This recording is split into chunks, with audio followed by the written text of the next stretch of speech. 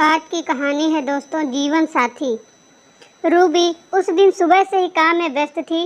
घर की सारी जिम्मेदारी संभालते संभालते वो जैसे बूढ़ी हो गई थी। काम निपटाकर वो मशीन पर बैठी थी कि तभी फ़ोन की घंटी बजी। स्क्रीन पर देखा तो नंबर अनजान था। उसने फ़ोन उठाया तो दूसरी ओर सुरीली आवाज़ सुनाई दी। Hello Ruby. हाँ, मैं रूबी ही बोल रही हूँ। पहचाना? तुम्हें कैसे भूल सकती हूँ, तुम तो मेरे दिल में हो। ऐसा एक भी दिन नहीं गया जिस दिन तुम्हें याद ना किया हो। सुन, हम जल्दी ही मिलने वाले हैं। एक खुशखबरी देने के लिए तुम्हें फ़ोन किया था। अपने कॉलेज में रियूनियन है, अपने बैच के सभी लड़कों लड़कियों को मिलना है। तुम आओगी ना? देखती हूँ यार, घर में मम्मी जी से पूछकर शाम को तुम्हें बताऊँगी। ठीक है, आने की कोशिश करना। चलो फ़ोन करना भूलना मत। रूबी मशीन की सुई में धागा डालते डालते कॉलेज के दिनों में पहुंच गई। 1 से 12वीं तक वो एक ही स्कूल में पढ़ी थी। जब वो 11वीं में आई तो एक नया लड़का उसके क्लास में आया। बहुत ही हैंडसम, जैसे फिल्म का हीरो देख लो। पहले ही दिन से लगभग सभी लड़कियां उसकी दीवानी हो गई थीं। उनमें रूबी भी थी। वो जितना खूबसूरत था उतना ही प्यारा उसका नाम भी था, पंकज, जो सुनते ही मन को भा जाए। सभी लड़कियां अपने मन की बात एक दूसरे से करती, पर रूबी ने अपने मन की बात अपने मन में ही दफन कर ली थी। उसके घर के सभी लोग रूढ़िवादी और सख्त थे। अगर उसने कभी भूल से किसी लड़के की नोटबुक ली हो या किसी लड़के को अपनी नोटबुक दी हो और घर वालों को इसका पता चल गया हो तो उस दिन घर में बवाल ही था। इसीलिए रूबी लड़कों से बातचीत की कौन कहे उनकी ओर देखती तक नहीं थी। पंकज ने कुछ ही दिनों में रूबी को छोड़कर सभी लड़कियों को फ्रेंड बना लिया था, पर वो हमेशा रूबी की ओर ही ताका करता था। कितनी सौम्य लड़की थी, टैलेंटेड भी उतनी ही, कम बोलने वाली, पर क्लास में जब कभी किसी सवाल का जवाब देती मन करता उसकी मीठी आवाज़ सुनते ही रहें। पंकज सोचता कि काश एक बार वो उससे बात करे तो वो उसकी ओर दोस्ती का हाथ बढ़ाए, पर रूबी ने कभी भी उससे बात नहीं की थी। वो स्कूल पहुंचकर जब तक रूबी को देख नहीं लेता उसके कलेजे को ठंडक नहीं पहुंचती थी। रूबी के मन का भी यही हालत थी, पर वो किसी अपने मन की बात कह न सकी। स्कूल का एनुअल फंक्शन था। कार्यक्रम की एंकरिंग लड़कियों की ओर से रूबी तो लड़कों की ओर से पंकज कर रहा था। सबसे पहले मेहमानों का स्वागत हुआ। रूबी की सुरीली आवाज़, साथ ही माइक में बोलने का गजब का कॉन्फिडेंस, उसका एक एक वाक्य शायरी की तरह लगता था, जिस पर तालियों की गड़गड़ाहट गूंज उठती थी। बोलते बोलते रूबी और पंकज की आंखें मिल जाती। बिना कुछ बोले ही न जाने कितनी बातें हो जाती। अंदर के भाव आंखों में जैसे तैरते दिखाई देते। एनुअल फंक्शन का मेन हार्ट था इस साल का बेस्ट स्टूडेंट घोषित करना था। जब शिक्षक श्री ने माइक हाथ में लिया तो नाम सुनने के लिए सभी के कान राह देखने लगे। तभी नाम की घोषणा हुई। इस साल के best student of award Ruby Mehta के हिस्से में जाता है। रूबी तो खुशी से उछल ही पड़ी थी। उससे अधिक खुशी पंकज के चेहरे पर झलक रही थी। रूबी ने मम्मी पापा के साथ जाकर ट्रॉफी ले ली। वो दिन उसके लिए बहुत ही यादगार था। वो स्टेज से उतरकर अपनी जगह पहुंची तो खुशी में पंकज ने उससे हाथ मिलाते हुए उसे शुभकामनाएं दी। यह दृश्य रूबी के पापा की नज़र के कैमरे में कैद हो गया। ये देखकर वो सहम उठे, पर वहाँ वो कुछ नहीं कह सके और चुपचाप अपनी जगह पर बैठे रहे। पहली बार हुआ स्पर्श रूबी के दिल को छू गया। मन में लड्डू फूटने लगे। ऐसा ही अनुभव पंकज को भी हुआ। एनुअल फंक्शन का कार्यक्रम बहुत अच्छी तरह से पूरा हुआ, पर दोनों के दिलों में प्यार जाग उठा। रूबी ने प्यार के पंख नहीं फूटने दिए। उसने अपने इस प्यार को हृदय के एक कोने में छुपा लिया। पंकज ने 2-3 बार उससे बात करने की कोशिश की, पर वो बात नहीं कर सका। परीक्षा नज़दीक थी, इसीलिए वो पढ़ाई में व्यस्त हो गया। परीक्षा पूरे होते ही अचानक रूबी की सगाई और फिर जल्द ही विवाह कर दिया गया। रूबी से प्यार करने की बात पंकज ने कुसुम से बताई और उसे देने के लिए एक चिट्ठी भी दी। कुसुम जिस दिन रूबी को चिट्ठी देने पहुंची उसी दिन उसका ब्याह था और बारात आ चुकी थी। कुसुम सीधे रूबी के कमरे में पहुंची और दरवाजा बंद करके बोली, रूबी, तुमने अपने विवाह की बात बताने की कौन कहे, निमंत्रण तक नहीं दिया। आंखों में आंसू लाकर रूबी बोली, क्या करूं यार, मेरे पापा के स्वभाव के बारे में तो तुम्हें पता ही है। मुझे घर से बाहर नहीं निकलने दिया गया। मुझे भी पता नहीं कि मेरा विवाह इतनी जल्दी क्यों किया जा रहा है। इतना कहकर रूबी कुसुम के गले लगकर रोने लगी।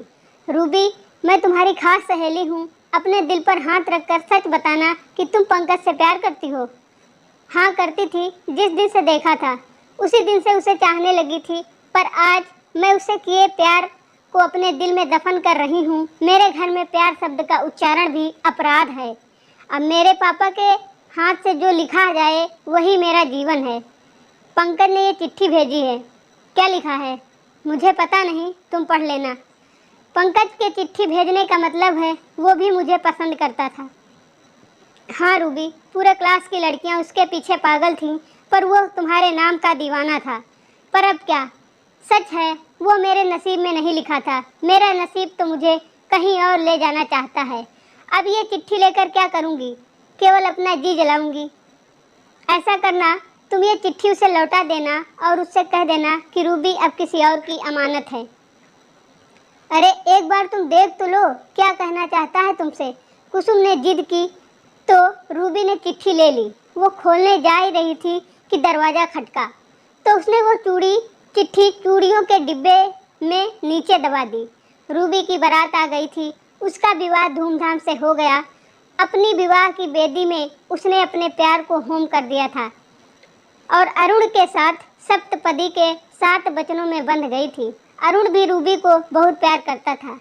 विवाह के 2 सालों बाद एक सुंदर बेटी पीहू पैदा हुई। उसके ससुर अरुण को 5 साल का छोड़ स्वर्ग सिधार गए थे और अरुण भी दुर्घटना में 3 साल की बेटी को छोड़कर मौत हो गई।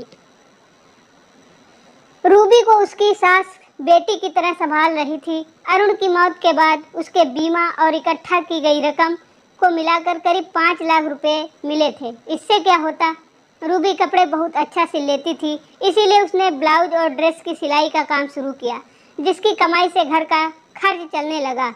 उसके हाथ में सुई चुभ गई तो उसकी तांद्रा टूटी।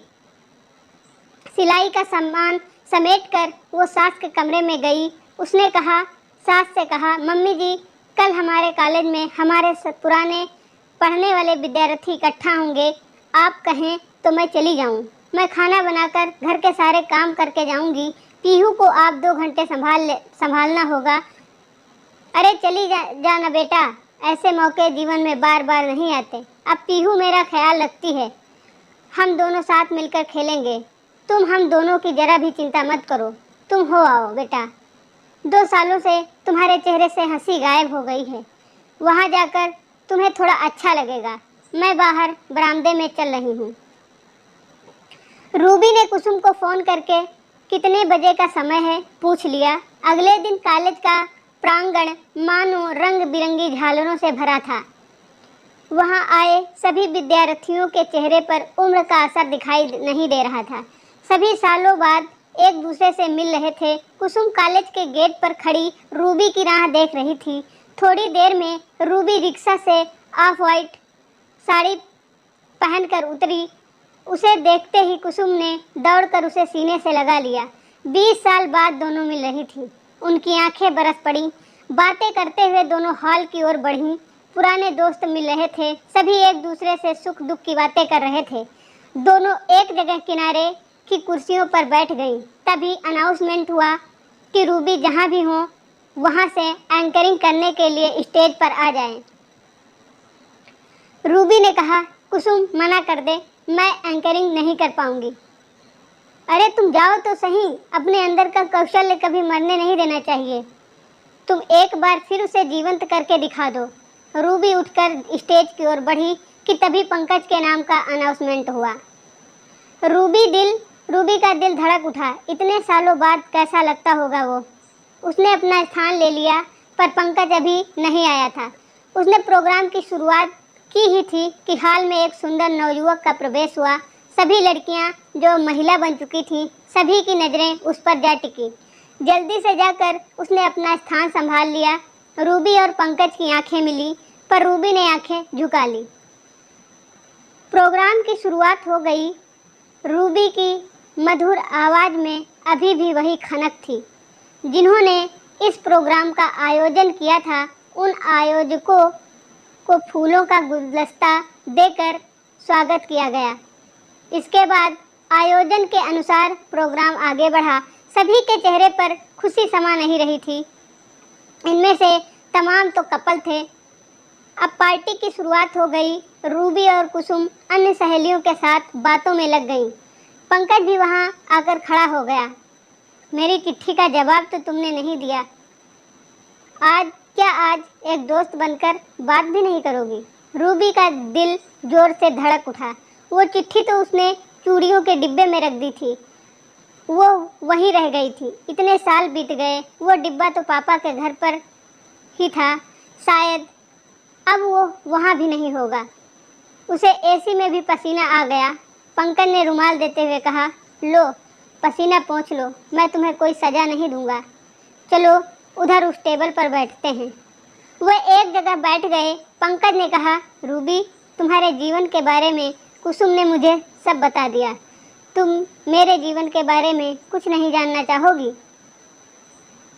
जानना तो बहुत कुछ था, पर किस्मत का खेल तो देखो कहाँ से कहाँ ले जाता है। तुम्हारा सुखी संसार होगा, शायद एक दो बच्चे भी होंगे। तुम हैंडसम हो, इसीलिए तुम्हारी पत्नी भी सुंदर होगी। मेरा एक बेटा है रचित, पर अब उसकी माँ इस दुनिया में नहीं है। ये कहते हुए पंकज की आंख भर आई।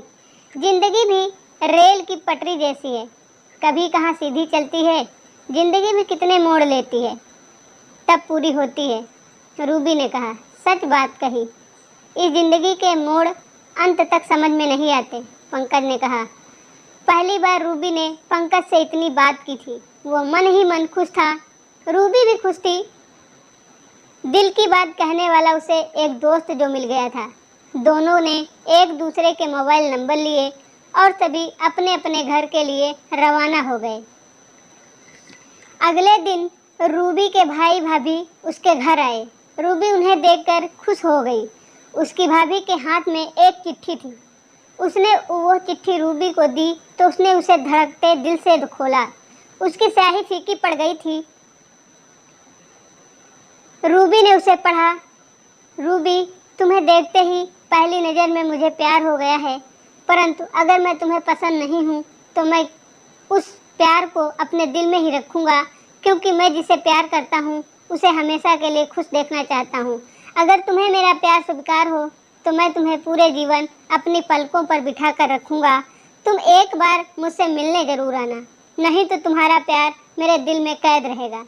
रूबी की आंखों में आंसू थे। उसकी भाभी ने कहा, इस चिट्ठी की स्याही जरूर फीकी पड़ गई है, पर पंकज के दिल में अभी ये प्यार धड़क रहा है। देखो ना, इसीलिए तुम दोनों ने अपने बच्चों के नाम एक दूसरे के नाम पर रखे हैं। देखो रूबी, कुदरत ने तुम दोनों को एक जैसा दुख दिया है, तो तुम दोनों एक दूसरे का सहारा बनकर जी सकते हो। पीहू और रचित को माता पिता का प्यार मिलेगा। अभी तुम्हारी उम्र 35 साल है।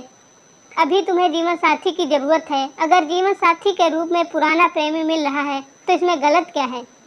अरुण के भी तो अंतिम शब्द यही थे कि जो मेरी पीहू को प्यार करे, इस तरह का जीवन साथी खोज लेना।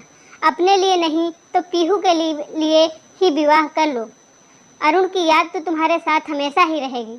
रूबी की सास ने कहा, बेटा मेरी भी यही इच्छा है। मेरी ज़िंदगी का कोई भरोसा नहीं है बेटा। मैं तो पतझड़ के पत्ते की तरह हूँ। तुम पंकज को अपने जीवन में जगह दे दो। थोड़ा सोचकर रूबी बोली, पंकज को ये बात स्वीकार है, पर मेरी एक शर्त है। उसे मेरे साथ मेरी मम्मी को भी स्वीकार करना पड़ेगा। इस समय तो मैं ही उनकी बेटी और बेटा हूँ। उनकी देखभाल की जिम्मेदारी मेरी ही है। अगर उन्हें स्वीकार हो तो मैं तैयार हूँ। अगले दिन सवेरे ही पंकज और कुसुम सगाई की चुन्नी लेकर आ गए। साथ में रचित को भी लेकर आए थे। पंकज रूबी की सास के पैर छूते हुए बोला, आज से आप मेरी माँ हैं, मैं आपको कभी दुख नहीं होने दूंगा। रूबी की सास की आंखें छलक गईं। पंकज में उन्हें अरुण का चेहरा दिखाई दिया। उन्होंने पंकज के सिर पर हाथ फेरा तो उसने उनकी गोद में सिर रख दिया। बहुत दिनों बाद माँ का प्यार मिला था। पंकज और रूबी पुराने प्रेमी से एक दूसरे के जीवन साथी बन गए।